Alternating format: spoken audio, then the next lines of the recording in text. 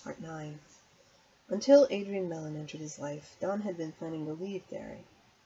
He'd been there for 3 years, mostly because he agreed to a long-term lease on an apartment with the world's most fantastic river view.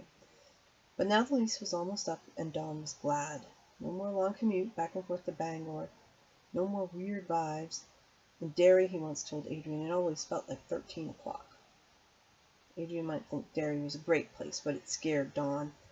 It was not just the town's tightly homophobic attitude, an attitude as clearly expressed by the town's preachers as by the graffiti in Bassey Park. But that was just one thing he'd been able to put his finger on. Adrian had laughed. Don, every town in America has a contingent that hates the gay folk, he said. Don't tell me you don't know this. This is, after all, the era of Ronnie Moron and Phyllis Housefly. Come down to Bassey Park with me, Don had replied after seeing that Adrian really meant what he was saying. And what he was really saying was that Derry was no worse than any other fair-sized town in the hinterlands. I want to show you something, my love. They drove to Bassey Park. This had been in mid-June, about a month before Adrian's murder. Hagrid told the cops. He took Adrian into the dark, vaguely unpleasant-smelling shadows of the Kissing Bridge. He pointed out the graffiti. Adrian had to strike a match and hold it below the writing in order to read it. Show me your cock queer and I'll cut it off you. I know how people feel about gays, Don said quietly. I've been beaten up at a truck stop in Dayton when I was a teenager.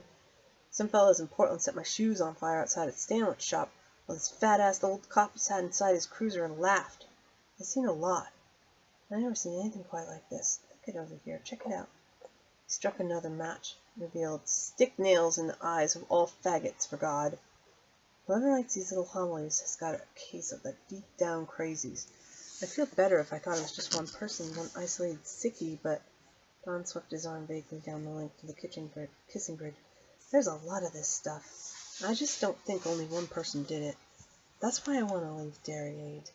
Too many places and too many people seem to have the deep-down crazies. Well, wait until I finish my novel, okay? Please? October. I promise. No later. Air's better here. He didn't know it was the water he was going to have to watch out for, Don Hagrid said bitterly.